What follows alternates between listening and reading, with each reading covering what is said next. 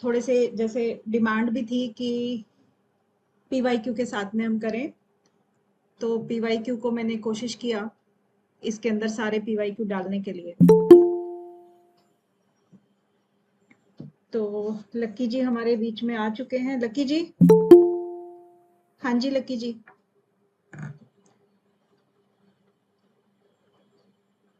Hello. चलिए कोई और जो भी चाहे एक बार प्रेयर कर दें जरा। मैम मैं कर सकते हैं। हाँ जी प्लीज। वैसे मैम मैंने ज्यादा क्लासेस अटेंड नहीं किए, बस 2-3 ही अटेंड किए, अभी जस्ट स्टार्ट किया है मैंने इसलिए। ओके। योगेन चित्तस्य पदेन वाचा मलं शरीरस्य च वैद्यकेन योपाकरोतं प्रवरं मुनीनां पतञ्जलिं प्राञ्जलिरानतोऽस्मि पतञ्जलिं प्राञ्जलिरानतोऽस्मि।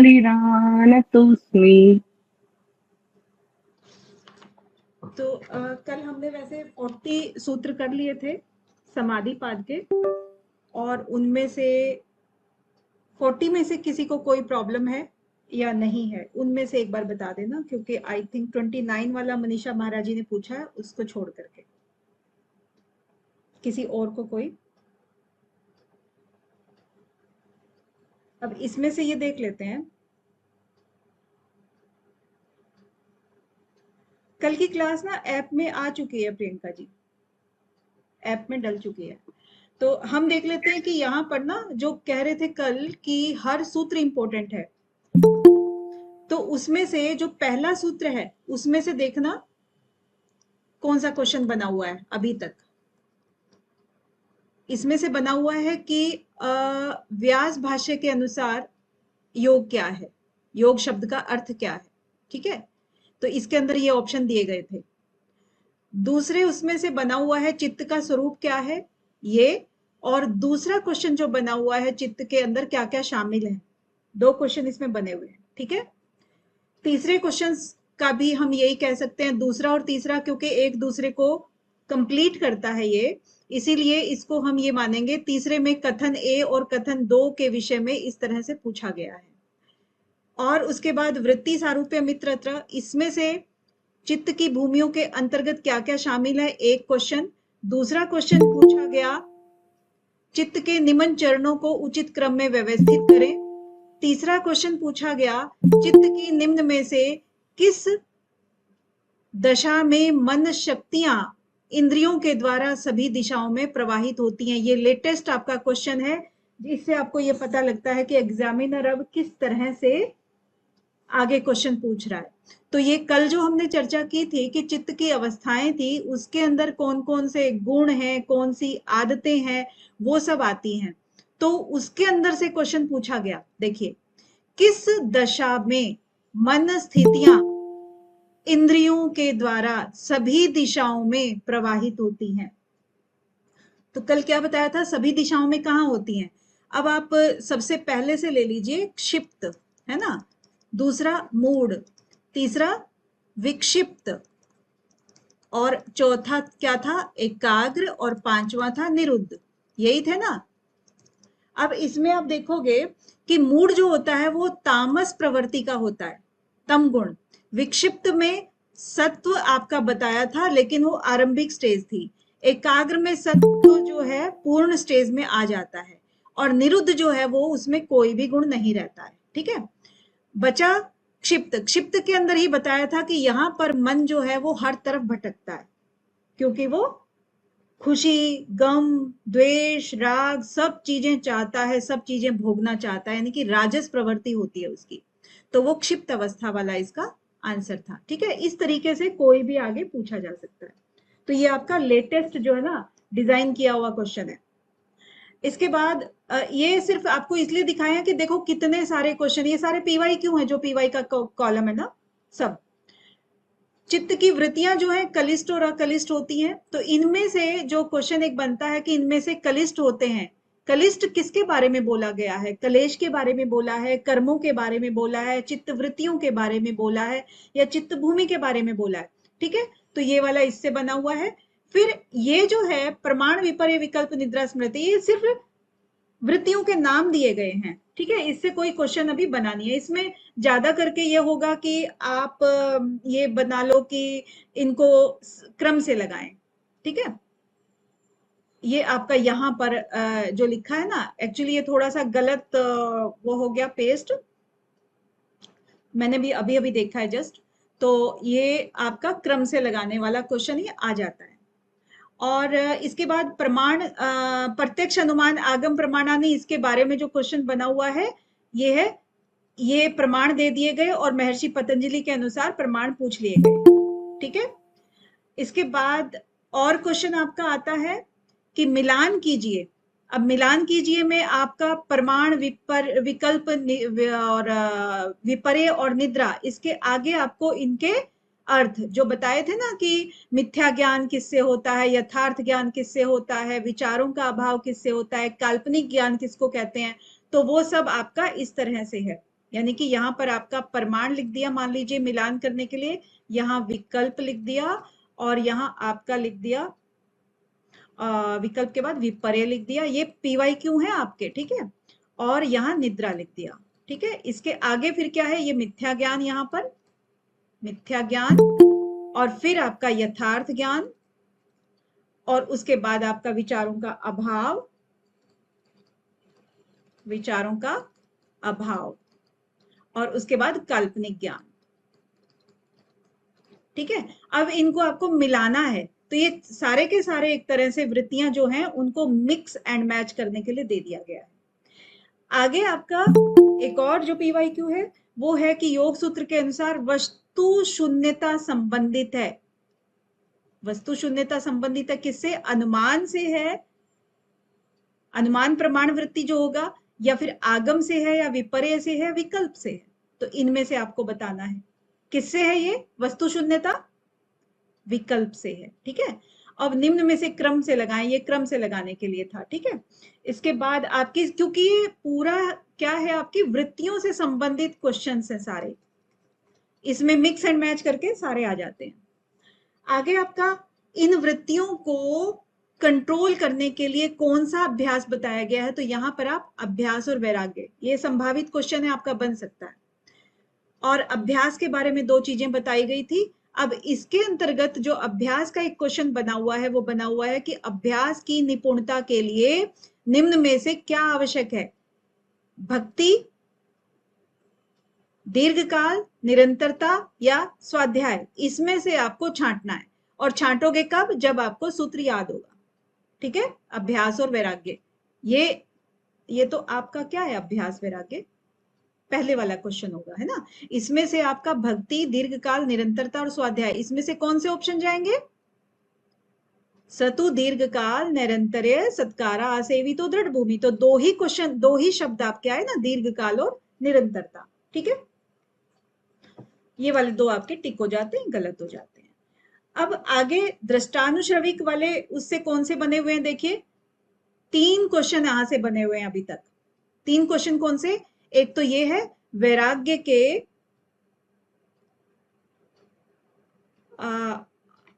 टेलीग्राम पे कोई एक बार लिंक डाल दीजिए प्लीज। हाँ, वैराग्य के निम्न चरणों को उचित क्रम में व्यवस्थित करना है। ठीक है, एक क्वेश्चन आपका यहां बना हुआ वैराग्य से संबंधित, यतमान, व्यतिरेक, वशीकार, एक इंद्रिय, क्रम बताना है इसका। दूसरा क्वेश्चन कौन सा बना हुआ है? अपर वैराग्य का परिणाम है। तो यहाँ पर ये है विवेक, ख्याति, संप्रज्ञात समाधि, असंप्रज्ञात समाधि और धर्म में एक समाधि, ऑप्शन दिए गए हैं। और तीसरा क्वेश्चन बना हुआ है दृष्टानुश्रविक विषय वितृष्णा से किसका विशेष गुण है? तो वशीकार का है, या पर वैराग्य का है, या रितंबरा प्रज्ञा का है, या स्थित प्रज्ञा का है। तो ये 4 ऑप्शन आपके दिए गए हैं। तो वैराग्य से संबंधित आपके कितने हो गए? ये क्वेश्चन आए हैं। इसके बाद पुरुष ख्याति, पुरुष ख्याति वाला जो सूत्र है आपका 16वां, उससे कितने क्वेश्चन बने हैं? 4 क्वेश्चन बने हैं, 1, 2, 3 और 4।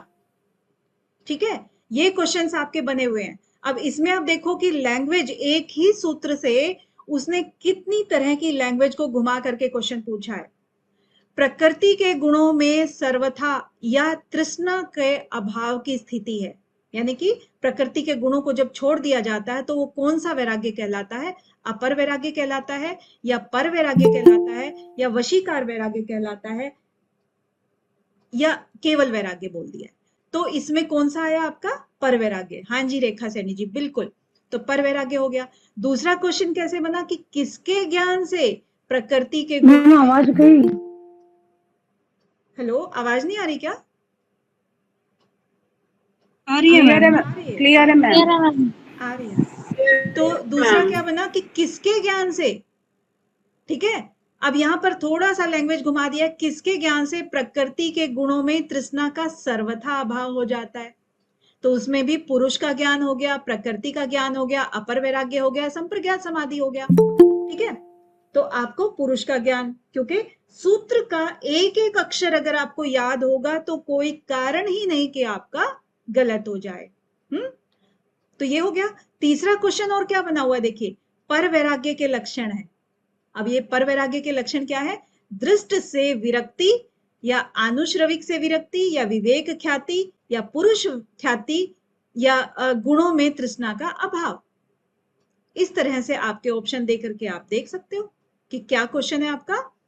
पर वैराग्य के लक्षण है, हमें पर वैराग्य के लक्षण पूछे, ठीक है ना। अब यहाँ दृष्टानुश्रविक तो आएगा नहीं, क्योंकि वो दृष्टानुश्रविक नहीं है, वो किस में था? अपर वैराग्य में था। विवेक ख्याति भी इससे संबंधित नहीं है, तो पुरुष ख्याति जो है वो आएगा इसमें, ठीक है ना। और आगे पुरुष ख्याति संबंधित है, एक और बार घुमा दिया इसको। पुरुष ख्याति संबंधित है किससे? असंप्रज्ञात से, निर्बीज से, पर वैराग्य से, या अपर वैराग्य से। पुरुष ख्याति किससे संबंधित है?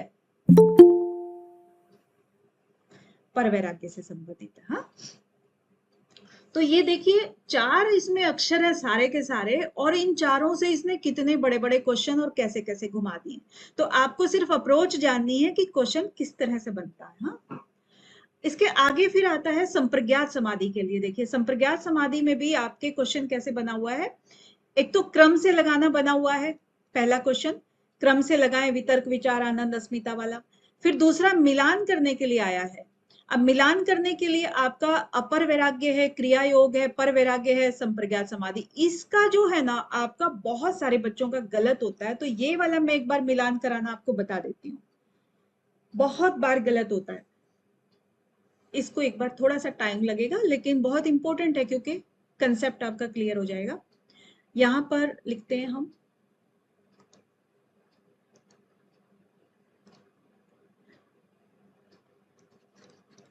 अपर वैराग्य, ठीक है। इसके आगे है क्रिया योग, फिर है आपका पर वैराग्य, फिर है असंप्रज्ञात समाधि। दिखाई दे रहा है? ठीक है, 4 अक्षर हो गए। इन चारों के आगे सबसे ऊपर इन्होंने लिखा असंप्रज्ञात समाधि, फिर लिखा है कैवल्य, उसके बाद लिखा है, कैवल्य के बाद क्या लिखा है? कलेश तनुकरण। हाँ,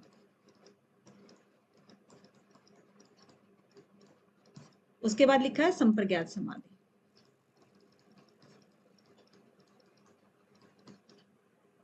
अब देखना है कि इसमें अपर वैराग्य जो है वो किससे रिलेट कर रहा है इन चारों में से।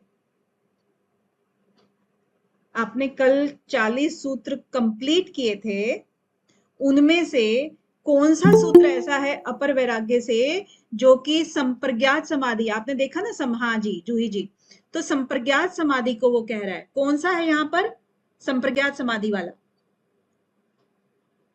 अपर वैराग्य, वैराग्य वाला देखिए एक बार आप। जो वैराग्य है इसका मतलब है उसमें दृष्टानुश्रविक विषय वितृष्ण से है, यानी कि वो अभी ऊपरी तौर पर है, तो अपर है, पूरी तरह से वैराग्य नहीं हुआ है, तो उसी को हम दूसरे शब्दों में संप्रज्ञात कहते हैं। तो इसका मतलब हुआ जो पहले वाला है वो संप्रज्ञात समाधि से मैच कर गया, ठीक है।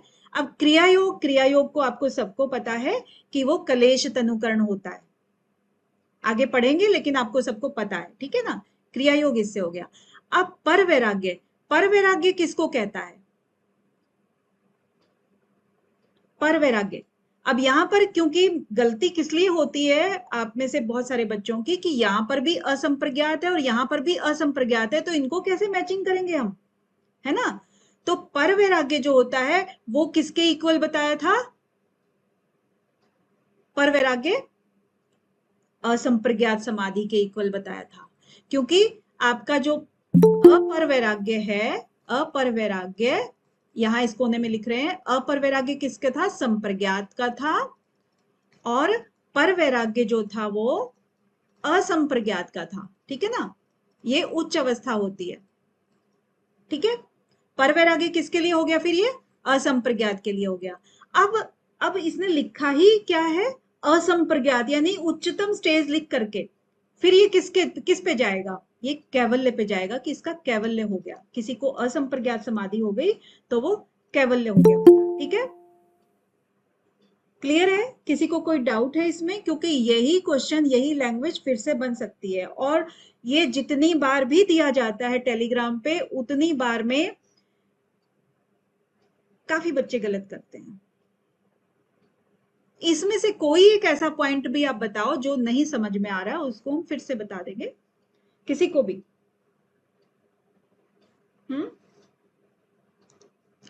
क्लियर है? चलिए ठीक है, आगे बढ़ते हैं। पुरुष ख्याति तक हो गया अपना, फिर आता है वितर्क विचार यानी संप्रज्ञात समाधि। अब इसमें से कौन से पीवाईक्यू बने हुए हैं आपके? इसमें से बना हुआ है, क्रम से लगाएं। क्रम से लगाने पे ये सारी आप, ये वाला हो गया ना आपका, संप्रज्ञात हो गया। विराम प्रत्यय अभ्यास पूर्व संस्कार शेषो अन्य। इसमें क्या है कि संप्रज्ञात असंप्रज्ञात समाधि में विराम प्रत्यय, विराम संबंधित है। किससे संबंधित है? विराम। तो ये भी जब आपको सूत्र याद होगा तभी आप इसका आंसर दे पाएंगे। तो असंप्रज्ञात समाधि में, क्योंकि अन्य है ना, अन्य का मतलब असंप्रज्ञात समाधि, जो कल भी हमने बताया था। अब ये असंप्रज्ञात समाधि में विराम जो है वो संबंधित है, ये आपका पीवाईक्यू बना हुआ है। तो किससे संबंधित है? चित्त संस्कार से, प्रत्यय से, प्रज्ञा संस्कार से, कर्म संस्कार से, अभ्यास से। तो किसी को अगर सूत्र याद है तो कैसे बोलेगा? विराम प्रत्यय अभ्यास पूर्व संस्कार शेषो अन्य। तो इसमें आपके कौन से अक्षर मैच कर रहे हैं सूत्र से? प्रत्यय, विराम प्रत्यय और अभ्यास। ठीक है ना? तो ये आपके ऑप्शन चले जाएंगे। दिखने में, सुनने में बहुत सारी चीजें सही लगती हैं, लेकिन हमें सूत्र के अकॉर्डिंग चलना है। इसके बाद भव प्रत्यय विधेय प्रकृति ने लया नाम। तो ये भव प्रत्यय जो है वो किन साधकों के लिए होता है? पूर्व जन्म के साधक। तो ये क्वेश्चन बन सकता है। और ये जो आपका ये वाला जो कॉलम है ना, ये वाला कॉलम, ये आपका एक्सपेक्टेड क्वेश्चंस का है। ये वाला कॉलम आपका पीवाईक्यूज का है। ठीक है, और ये इसका सूत्र का मोटा मोटा अर्थ बताता है ये वाला कॉलम, और इसमें सूत्र है संधि विच्छेद के साथ में। आगे आपका आता है श्रद्धा वीर स्मृति। तो इसी जन्म के साधकों के लिए उपाय प्रत्यय या साधन पंचक ये बोला गया है। इसमें से दो क्वेश्चन अब तक बने हुए हैं। एक तो क्रम में लगाना बताया गया है, इसमें क्रम उल्टा पुल्टा दे दिया गया है और आपको इसको क्रम से लगाना है। दूसरा क्वेश्चन जो बना है योग सूत्र के अनुसार साधन पंचक में नहीं है। अब इसमें इधर उधर की चीजें दे करके और कोई इसकी भी देंगे उसकी भी देंगे, आपको बताना है कि कौन सा नहीं है। ठीक है, तीव्र संवेगा नाम आसन है, और इनमें से दो में से अभी क्वेश्चन नहीं बना है, पर बन सकता है कि तीव्र संवेगा नाम आसन कौन से पाद से लिया गया है, या फिर महर्षि पतंजलि के अनुसार साधकों का वर्गीकरण किस प्रकार किया गया है। तो मृदु, मध्य और अधिमात्र। ठीक है ना, तीन प्रकार से साधकों का वर्गीकरण किया गया है। ईश्वर प्रणिधानाद्वा के बारे में है। ये जो पीवाईक्यू बना हुआ है ये है सर्वज्ञता का बीज सीमा रहित किसमें होता है? महर्षि पतंजलि में होता है, रमण में होता है, महर्षि रमण में होता है, ईश्वर में होता है, किसी मुनि में होता है। ठीक है, तो ये आपका क्वेश्चन पीवाईक्यू में आया हुआ है। इसकी सूत्र संख्या भी ज्ञात मतलब पूछी जा सकती है।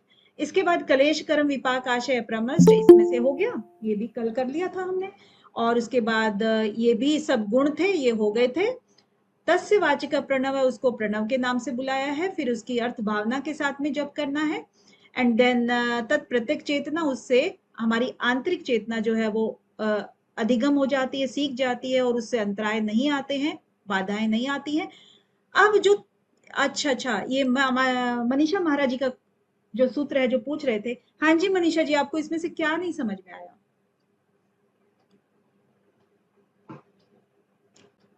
मनीषा जी, अर्थ समझ नहीं आया। देखिए, ततः प्रत्येक चेतनाधिगमो अपि अंतराया भावश्च, तो इसमें ततः मतलब हम इससे पहले क्या कर रहे हैं, इससे पहले वाली चीजों में क्या कर रहे हैं, हम प्रणव का जाप कर रहे हैं। प्रणव किसको कहा है? ईश्वर को कहा है। प्रणव का जाप कर रहे हैं और उसकी अर्थ भावना के साथ में कर रहे हैं। और जब आप ये प्रैक्टिकली करते हो, जब ओम का उच्चारण करते हो, तो दूसरे विचार आपके बाहर ही रुक जाते हैं। अंदर फिर आपका जो है ना आंतरिक जो चेतना है, प्रत्येक मीन्स आंतरिक चेतना, जो आपकी अंदर की चेतना है, आप अंदर की तरफ अपना जो ध्यान करते हो, वो अधिगमो, फिर वो इंप्रूव होती है। और अपि, फिर उससे और क्या होता है? अपि मतलब भी, उससे अंतरायों का भी अभाव हो जाता है। अंतराएं आपकी ये हैं ही सारी, अंतराएं मतलब बाधाएं। ठीक है, क्लियर है मानसी जी, ना मनीषा जी? चलिए, अब देखिए 30th सूत्र में जो व्याधि सत्यान आपकी अंतराएं हैं, उसमें से कितने सारे क्वेश्चंस पूछे गए हैं।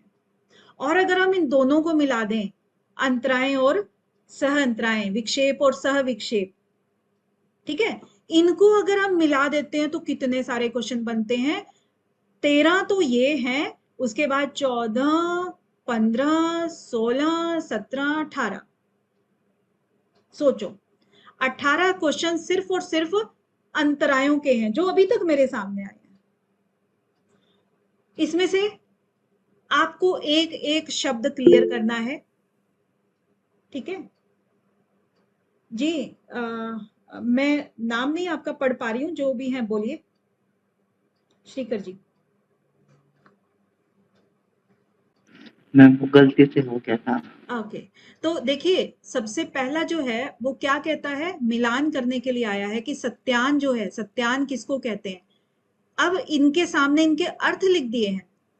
अविरति किसको कहते हैं, अलब्ध भूमि तत्व क्या होता है, अनवस्थित तत्व क्या होता है, तो इनके सामने अर्थ लिख करके मिलान करना है आपको।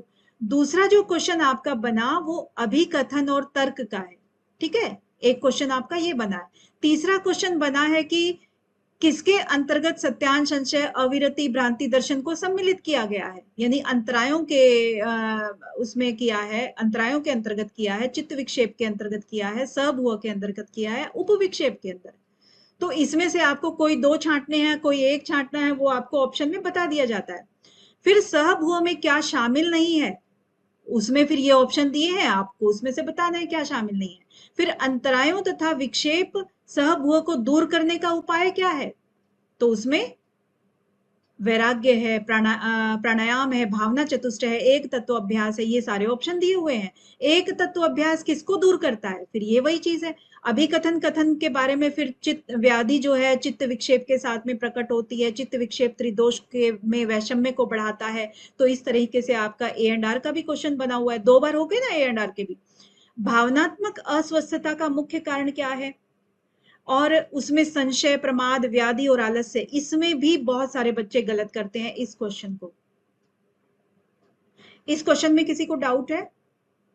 भावात्मक अस्वस्थता का मुख्य कारण क्या है? सबको क्लियर है? चलिए ठीक है। क्रमानुसार व्यवस्थित करना है, तो वही आपकी 9 चीजें हैं, 9 को आपको क्रमानुसार लगाना है। 10वें में क्या है, निम्न में से क्या अंतराय के अंतर्गत सम्मिलित नहीं है, ये 10वां क्वेश्चन आपका बना हुआ है, इसमें ये ऑप्शन दिए हुए हैं। क्रम निर्धारण करना है, फिर ये भी वही चीज है, क्रम में लिखना है, यानी कि ज्यादातर क्रम के भी आ रहे हैं क्वेश्चन। निम्न में से विक्षेप सहभुआ है, तो उसमें विक्षेप और सहभुआ को मिला करके भी उनको छांटने के लिए बताया गया है, ठीक है, अलग अलग क्वेश्चंस में। अविरति को निम्न में से, ये नया क्वेश्चन बना हुआ है, इसमें देखिए इसकी अप्रोच क्या है। अविरति को निम्न में से किसके द्वारा नियंत्रित किया जा सकता है? अब सोचो, ये तो किसी सूत्र में नहीं है, ये आपका जनरल नॉलेज यानी अभ्यास का क्वेश्चन है। बताइए, अविरति को निम्न में से किसके द्वारा नियंत्रित किया जा सकता है? जी हाँ, रुचि जी, सागर जी, रेखा जी, आप अभ्यास करते हैं, सच में अभ्यास करते हैं आप। तो ये नहीं पता कि पीवाईक्यू का अभ्यास करते हैं या सच में प्रत्याहार का अभ्यास करते हैं। हाँ, तो अविरति, अविरति का मतलब क्या होता है? अविरति, अविरति मीन्स एमी जी होंगी यहां पर, है एमी जी? क्या होता है विरति? हाँ, विषयों में तृप्ति बनाए रखना अविरति, यानी कि जो वैराग्य जिसने नहीं लिया है। तो वैराग्य जिसने नहीं लिया है मतलब वो अभी लिप्त है चीजों में, और लिप्त है तो उसका अभ्यास कैसे करेंगे? प्रत्याहार के द्वारा करेंगे, है ना? तो इस तरीके से ये होते हैं आपके विक्षेप के। अब सह विक्षेप के बारे में भी देखिए कितने सारे क्वेश्चन पूछे गए हैं। दुख दौर्मनस्य अंग में जत श्वास प्रश्वास विक्षेप सह भुआ, तो ये पूरा का पूरा दे करके ये कह रहे हैं कि ये किसके लक्षण है, ये आपके लिए ऑप्शन बता देंगे। फिर ये प्राणिक शरीर के हैं, भौतिक शरीर के हैं, कारण शरीर के हैं, सूक्ष्म शरीर के हैं। तो ये भी एज सच कोई एकदम से सूत्र के अंदर नहीं दिया हुआ है। अब एग्जामिनर क्या कर रहे हैं कि आपको थोड़ी सी और ज्यादा अप्रोच को डेवलप कर रहे हैं, है ना? तो ये क्या है? फिजिकल, यस, भौतिक शरीर से संबंधित ये सब चीजें हैं। तो ये आपको यहां पर ये दिया। दूसरा क्वेश्चन इसके अंदर क्या बना हुआ है कि निम्न में से कौन से उपविक्षेप है? ये तो आप आसानी से पहचान जाओगे कि इनमें से ये दुख है, द्वेष है, अनवस्थित तत्व, अंग में जो तत्व, तो कौन सा भी आपको छांटना है। प्रियंका जी, पीवाईक्यू बाद में करा देंगे एक बार, क्योंकि अभी थोड़ा सा सूत्र के हिसाब से रिलेट कर रहे हैं ना इसको।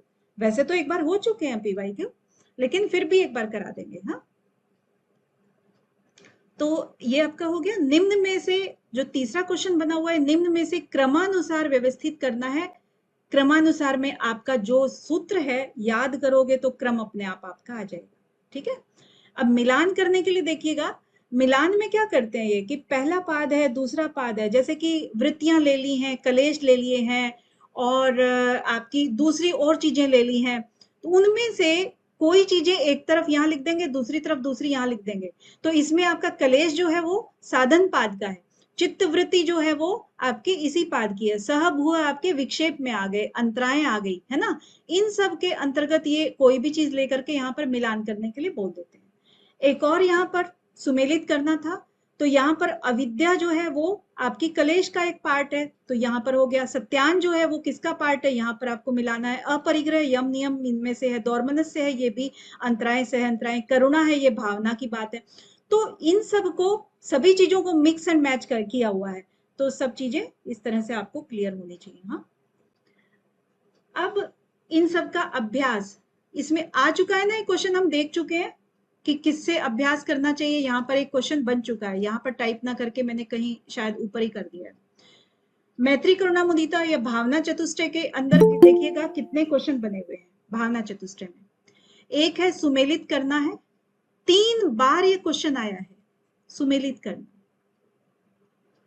अभी तक जो मेरे सामने आया है, हो सकता है इससे ज्यादा बार भी हो। दूसरा क्वेश्चन बना हुआ है सकारात्मक व्यवहार के लिए कौन सा उपाय बताया गया है। तीसरा बना हुआ है कि करुणा निम्न में से किसके द्वारा बाधाओं के निवारण में सहायक होती है। करुणा, अब ये भी हटके अप्रोच है आपकी। मैत्री करुणा मुदिता उपेक्षा, ये 4 भावनाएं हैं, उनमें से उन्होंने एक करुणा को फिलहाल उठाया है, अगली बार किसी और को उठा सकते हैं। तो करुणा निम्न में से किसके द्वारा बाधाओं के निवारण में सहायक सिद्ध होती है। तो लैंग्वेज समझिए आप इसकी। एक होता है वस्तु के साथ लगाव और एकात्म भाव, ये क्या है। दूसरा दया या करुणा का भाव, या अन्य व्यक्तियों द्वारा किए गए उत्तम कार्य पर हर्षानुभूति, या दुख एवं कष्ट से मुक्ति के लिए करुणा एवं समर्पण के भाव से कार्य करना, और पापाचारी व्यक्ति के साथ में विद्वेष या घृणा का भाव। अब ये चारों लाइनें अलग अलग लिखी होती हैं, मैंने क्योंकि यहाँ पर इकट्ठी लिख दी है, तो आपको छांटना है कि इनमें से करुणा से संबंधित कौन सी लाइन मैच कर रही है। ठीक है, तो इस तरह की अप्रोच आ रही है आजकल के हिसाब से। उसके बाद नेक्स्ट प्रच्छर्दन विधारणाभ्याम व प्राणस्य, उसके अंतर्गत आपके जो क्वेश्चन बने हुए हैं कि एक तो है सीधे के सीधे आपका प्रच्छर्दन विधारणाभ्याम व प्राणस्य, ये पूरा सूत्र लिख करके लिख दिया कि ये किसका उपाय बताया गया है। ठीक है, नीचे आपका लिखा चित्त स्थिरता, चित्त शुद्धि, समाधि या ईश्वर प्राप्ति। कल अपनी चर्चा हुई थी ना इस बारे में, तो ये किसका है, कौन सा आंसर इसमें होगा, चित्त शुद्धि की बात कर रहे हैं। ठीक है, कभी कभी क्या होता है, और इसमें जैसे लिखा ना ये वाला, आप इसी के अंदर आ जाता है, चित्त शुद्धि के उपाय हैं प्रच्छर्दन विधारणाभ्याम, ये सारा सूक्ष्म विषयतम च अलिंग पर्यवसानम विशोका व ज्योतिषमति तज तपस्त, और ये सब हो गया आपका। तो इसमें भी ये चित्त शुद्धि के उपाय आपको देखने हैं। जो जैसा ऑप्शन दिया रहता है ना, आपको उसी के अकॉर्डिंग ही छांटना होता है। क्लैरिटी हो गई है कि भाई किसका क्या मतलब है? बाकी एग्जामिनर की अप्रोच पे डिपेंड करता है।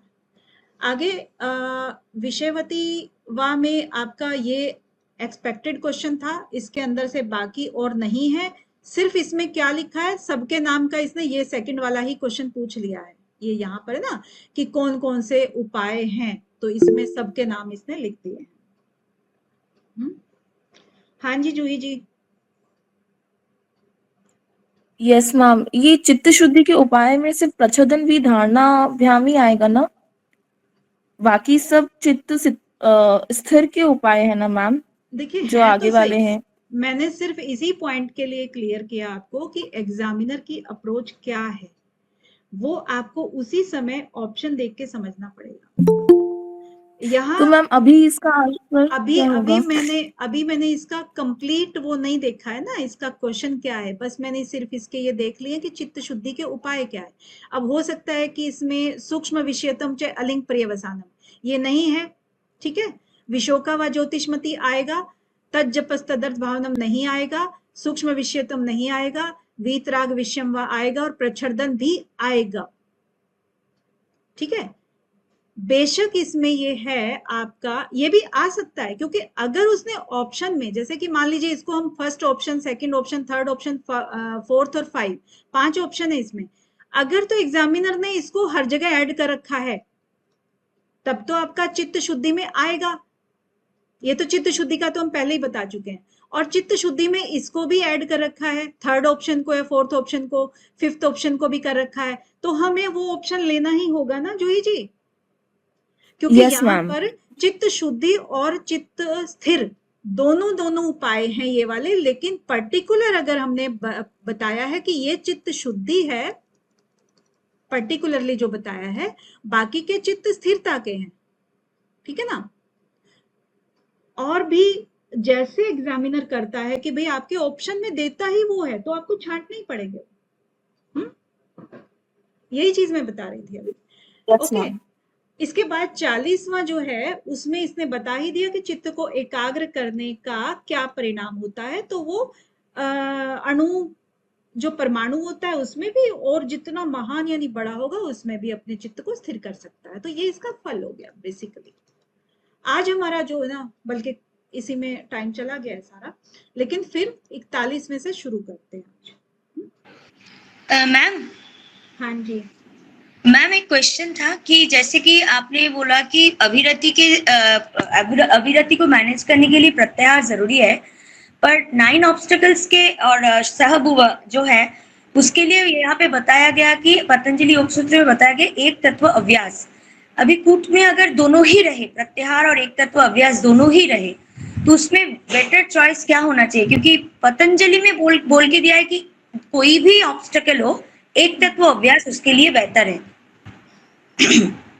देखिए वही बात हुई ना, अप्रोच जो क्या कहता है, वो लैंग्वेज कभी भी एग्जामिनर ऐसी नहीं रखेगा जिससे कि स्टूडेंट डाउट में आ जाए। वो लैंग्वेज ऐसी रखेगा कि या तो एक तत्व अभ्यास उसका क्लियर ऑप्शन जा रहा है, और यहाँ अविरति का मतलब पूछा था, अविरति कि अविरति जो है ना किसके द्वारा कंट्रोल हो सकती है।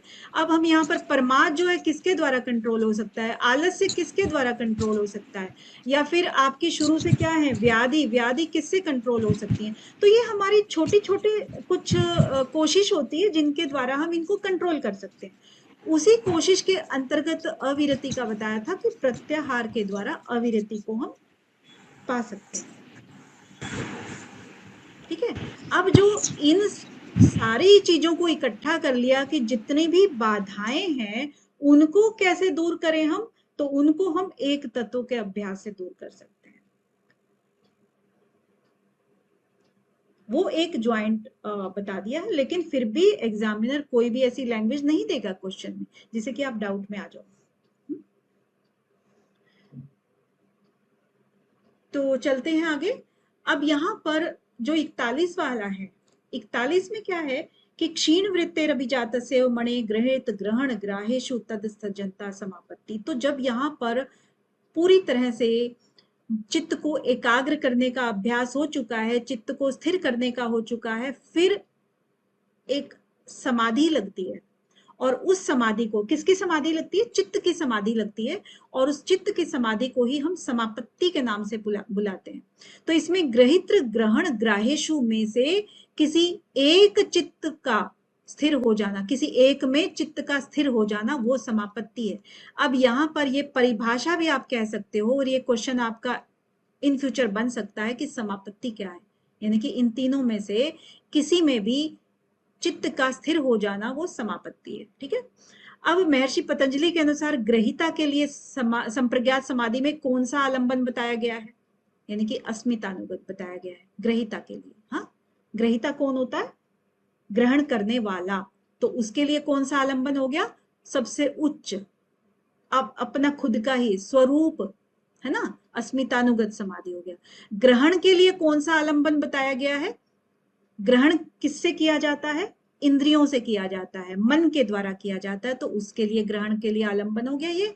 और ग्राह्य के लिए हो गया वितर्क विचार, यानी कि स्थूल सूक्ष्म जड़ प्रकृति जो होती है ना, वो हो गया।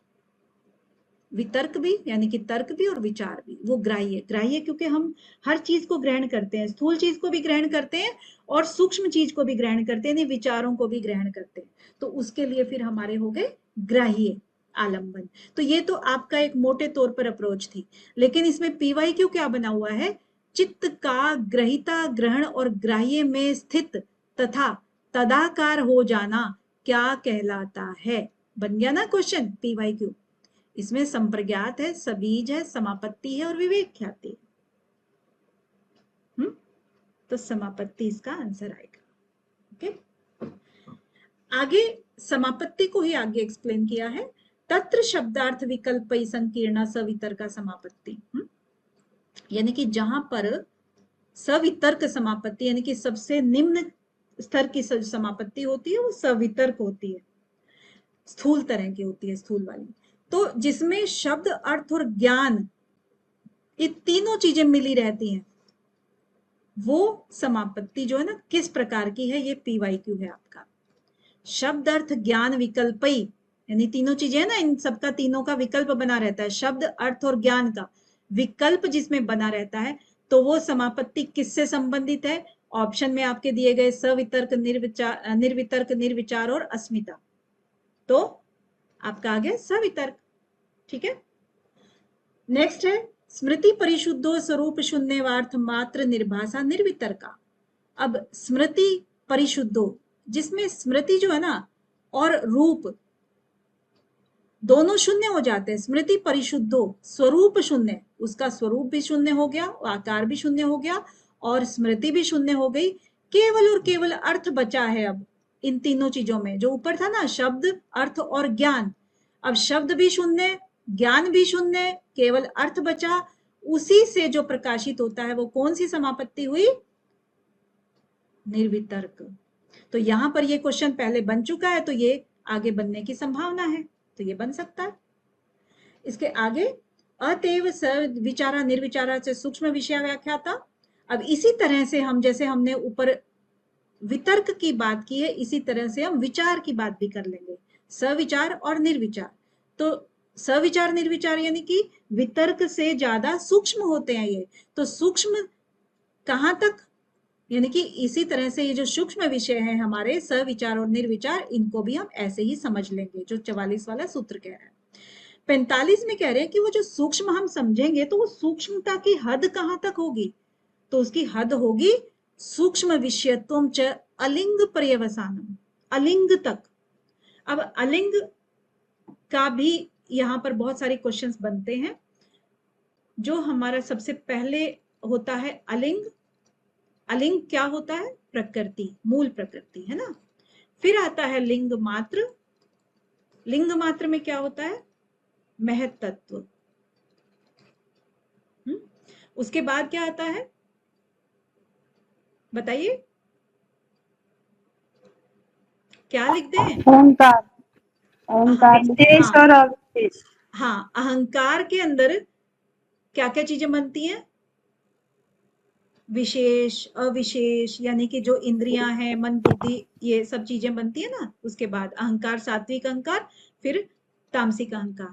और सात्विक अहंकार के अंदर सारी इंद्रियां हो गई, मन हो गया, और उसके बाद तामसिक अहंकार के अंदर तन्मात्राएं हो गई, और अहंकार तो है ही है ना। तो वो सब चीजें बन जाती हैं। तो यहाँ क्या कह रहे हैं,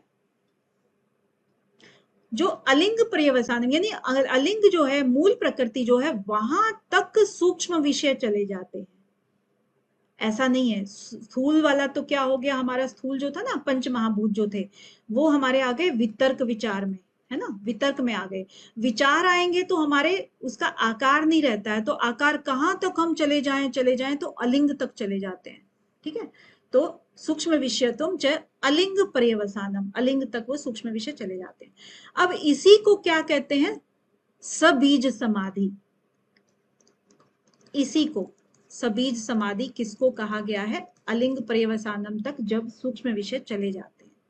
यहां तक चले जाने के बाद फिर हमें एक प्रसाद मिलता है, क्योंकि हम एक मंजिल तक पहुंच गए, सबीज तक पहुंच गए, तो वहां पर थोड़ा सा हमें प्रसाद मिलेगा। वो प्रसाद किस तरह का होगा कि निर्विचार वैशारद्य, अध्यात्म प्रसाद है, तो अध्यात्म का प्रसाद मिलता है हमें। ठीक है, और उस प्रसाद को लेने के बाद हमारी जो प्रज्ञा है, हमारी जो बुद्धि है, वो रितंबरा हो जाती है, यानी कि सत्य को धारण करने वाली हो जाती है। अब यहाँ पर जो आपका अध्यात्म प्रसाद से संबंधित दो तरह के क्वेश्चन बने हुए हैं। अध्यात्म प्रसाद किसका परिणाम हो गया, विवेक, ख्याति, निर्विचार, असंप्रज्ञात या धर्म में, तो किसका हो गया, निर्विचार समापत्ति का हो गया। अभी कथन के रूप में भी क्वेश्चन पूछा गया है कि निर्विचार समापत्ति के अत्यंत निर्मल होने पर अध्यात्म प्रसाद की प्राप्ति होती है। तो कथन क्या कहता है कि अध्यात्म प्रसाद के समय की बुद्धि का स्तर रितंबरा प्रज्ञा कहा गया है, क्योंकि इसके बाद क्या होती है, बुद्धि रितंबरा हो जाती है। तो दोनों ही कथन जो है ना सही है। ठीक है, इसके बाद जब प्रज्ञा रितंबरा हो गई तो उस समय में श्रुतानुमान प्रज्ञाभ्याम अन्य विषय विशेषत्वात्, तो जो श्रुत और अनुमान हम जब ज्ञान ग्रहण करते हैं, किस किस तरह से करते हैं, प्रमाणों से करते हैं ना ज्ञान ग्रहण, मोटे तौर पर, है ना। प्रमाणों में एक अनुमान प्रमाण होता है, और श्रुत होता है हमारे जो ग्रंथ होते हैं, या हम बड़े बूढ़ों से सुनते हैं, संत महात्माओं से सुनते हैं, तो वो ज्ञान हो गया। फिर अनुमान ज्ञान हो गया कि जो हम आंखों से देख चुके हैं, उसका फिर हमें अनुमान लगता है कि हाँ ये चीज ऐसे ही घटित हुई होगी। ठीक है, तो अब क्या होता है कि श्रुत अनुमान प्रज्ञाभ्याम, जो श्रुत और अनुमान के हिसाब से जो हमारी प्रज्ञा है, उससे अन्य ये प्रज्ञा होती है, उससे अन्य होती है। अन्य कौन सी होती है, जो निर्विचार वैशाद अध्यात्म प्रसाद के द्वारा जो हमें प्रज्ञा मिली, रितंबरा प्रज्ञा, उससे ये अन्य होती है और विशेष अर्थ रखती है, क्योंकि इससे बुद्धि अलग टाइप की होती है। और जब हम खुद मेडिटेशन करते हैं, खुद चीजों को फील करते हैं, या अंतरात्मा या आत्म स्वरूप की अनुभूति करते हैं, वो किसी भी किताब में नहीं लिखी होती है, या वो लिखी भी होती है, हमने पढ़ी भी होती है, तो महसूस नहीं की होती है। जो चीज हम खुद महसूस करते हैं, वो प्रज्ञा ये वाली होती है, रितंबरा प्रज्ञा। ठीक है ना, विशेष अर्थ वाली होती है। और जब ये प्रज्ञा पैदा हो जाती है, तब वो अन्य संस्कारों को आने से रोक देती है। कौन से संस्कार? जो कि हमें डिस्टर्ब करते, राजसिक हैं, तामसिक हैं, इस तरह के संस्कारों को आने से रोक देते हैं। यहां तक कि अंत में वो सात्विक संस्कारों को भी आने से रोक देती है। अब इस संस्कार के भी ना आने से तस्यापि निरोधे सर्व निरोधात निर्बीज समाधि, सब चीजों का जब निरोध हो जाता है तब निर्बीज समाधि घटित हो जाती है। ठीक है, तो यहाँ पर आपका ये हो जाता है। अब यहाँ पर आपका जो एक पीवाईक्यू बना हुआ है कि तज्ज संस्कारों अन्य संस्कार प्रतिबंधी, ये पूरा सूत्र है दिया हुआ था, उसका सही संदर्भ चुनना था आपको कि कहां से दिया गया है, कौन से पाद से। तो इसमें आपके ऑप्शन थे समाधि पाद का 50th सूत्र, विभूति पाद का 51, साधन पाद का 50 और कैवल्य का 29 सूत्र। ठीक है, तो उसमें से कौन सा है? हाँ जी रेखा जी, फर्स्ट है समाधि का 50th सूत्र। तो ये आपका हो गया। इस तरह के क्वेश्चंस देखिए आपके पूछे जाते हैं और आप देखोगे कि समाधि पाद से मैक्सिमम क्वेश्चन पूछे गए, उससे थोड़े कम साधन पाद से, उससे कम विभूति पाद से और सबसे कम कैवल्य पाद से। तो इस तरह से इसका रेशो होता है। आप इसी तरह से आप इसको थोड़ा थोड़ा ना मतलब अच्छे से ग्रेजुअली करना, कि सबसे पहले मैं तो कहूंगी कि सारा का सारा योग सूत्र ही अच्छे से करना, बट यहां तक किसी को कोई दिक्कत? कंप्लीट हो गया ये? हाँ जी ठीक है, सोमाली जी, सुषमा जी, रश्मि जी, आपको क्लियर है? जी मैम। ओके, क्योंकि आप लोग पहले मैंने नहीं देखे ना, तो इसलिए मुझे लगा मैं आपसे पूछ लूं। हाँ,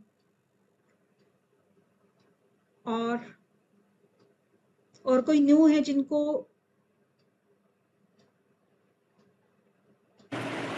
मैम एक बार 45 वाला जो सूत्र है ना, सूक्ष्म विषयत्वम, वो एक बार समझा दीजिए। ओके शेफाली जी, सूक्ष्म विषयत्वम च अलिंग पर्यवसानम, ये वाला ना। इसमें क्या है ना शेफाली जी, हमारा एक प्रोसेस होता है प्रकृति का, कि सबसे पहले ना मूल प्रकृति होती है, मूल प्रकृति है ना, मूल प्रकृति नहीं दिख रहा है। मैम ये स्थूल से सूक्ष्म की तरफ जाएगा क्या?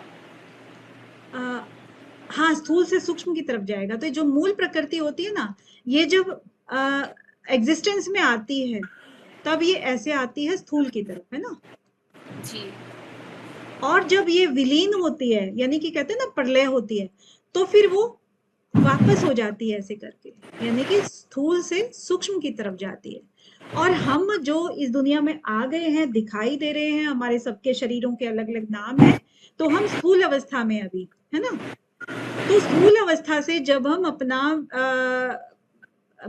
मोक्ष प्राप्ति के लिए जब हम प्रयास करते हैं, तब हम धीरे धीरे करके अपनी इंद्रियों को और अहंकार को, हमारी जो अस्मिता है, हमारा जो अपना एक रूप है, स्वरूप है, उसको भी हम पार करते हुए कहाँ तक जा रहे हैं? सूक्ष्मता की तरफ बढ़ रहे हैं, हर चीज को कंट्रोल करते हुए जा रहे हैं।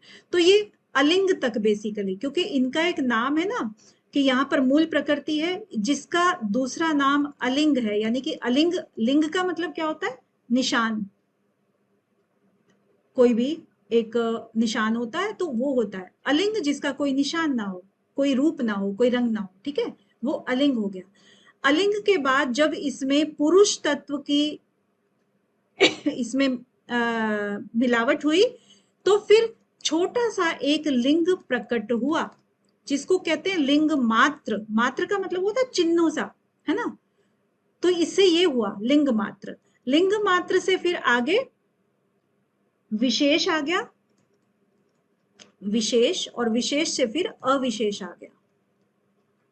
अगर हम ये देखें कि लिंग मात्र विशेष, विशेष के अंतर्गत हम क्या देखते हैं और अविशेष के अंतर्गत क्या देखते हैं, ये हम अगले कल पढ़ेंगे सारी चीजें। ये कंप्लीट जो इसका वो है ना, क्योंकि ये सब साधन पाठ के अंतर्गत है। दृष्टा और दृश्य का पूरा स्वरूप जो है ना वो साधन पाठ में है। तो इसको हम कल और डिटेल से पढ़ लेंगे। जी मैम। हाँ जी मैम जी रुचि जी। प्रणाम मैम। जी प्रणाम। मैम मेरा ये क्वेश्चन था हम्म, कि विघ्नों को दूर करने के लिए एक उपाय तो बताया हुआ है कि एक तत्व का अभ्यास, हम्म, पर अगर हम देखें इसको इनडायरेक्टली तो यहाँ पे भी जो नाम जप का फल बताया गया है हम्म। तो उसमें भी अभाव हो रहा है विघ्नों का। हाँ, लेकिन अगर आपसे पूछा जाए कि एक तत्व अभ्यास ही इसका आएगा, क्योंकि अभी बताया ना कि जो हाँ मैम, लेकिन अगर ना दो आते हैं सेलेक्ट करने में तो इनडायरेक्टली ये तो उसका फल है तदर्थ भावनम का। हाँ हाँ ठीक है, तो अगर वहां पे दो आता है तो वो इनडायरेक्टली में ये भी तो पूछा जा सकता है ना कि हाँ अर्थ वही भावना भी ले सकता है और एक तत्व का अभ्यास भी ले सकता है वहां पे। इसीलिए बोला ना कि आपको क्वेश्चन की अप्रोच देखनी है कि किस तरह का क्वेश्चन पूछा जा रहा है। अदरवाइज आपको सिर्फ और सिर्फ सूत्रों के अकॉर्डिंग चलना है, और वो भी ऐसे ही चलना है कि जो सूत्र किसी के आसपास में है उसके आसपास ही उसका आंसर होगा। अब यहाँ पर ना आप नोटिस कर रहे होगी कि ततः, ते, इस तरह के बहुत सारे चीजों से सूत्र प्रारंभ हो रहा है, ठीक है। और उस ततः ते को पूछ लिया जाएगा कि इसका क्या अर्थ है, पूरा सूत्र बता देंगे। ततः क्षीयते प्रकाश आवरणम फॉर एग्जाम्पल, ठीक है। तो उसमें आपको पूछ लिया जाएगा कि इसमें ततः शब्द का क्या मतलब है। फिर हाँ जी, आपको किसके लिए आया है? आसन के लिए, प्राणायाम के लिए, प्रत्याहार के लिए, धारणा के लिए, समाधि के लिए, ठीक है।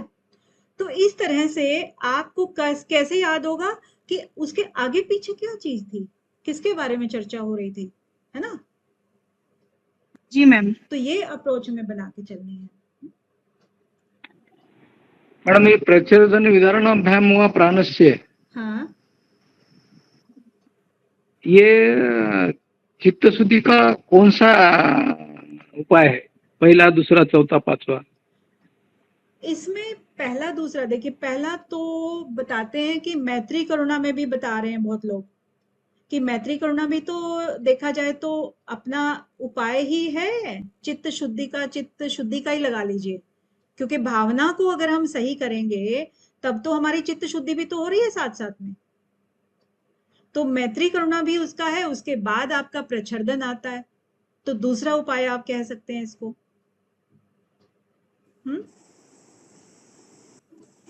हाँ सही बात है, वैसा लग रहा है मुझे भी। अभी शिलकर जी भी वही बोल रहे हैं कि सेकंड है। हाँ मैम, ये बुक मेरे में ख्याल से ये मेंशन भी है second- वैसे कि ये दूसरा उपाय है। हाँ अच्छा, मेंशन भी है। Okay yes ma'am. ओके, चलिए है कि मेंशन? Okay, thank you. ठीक है।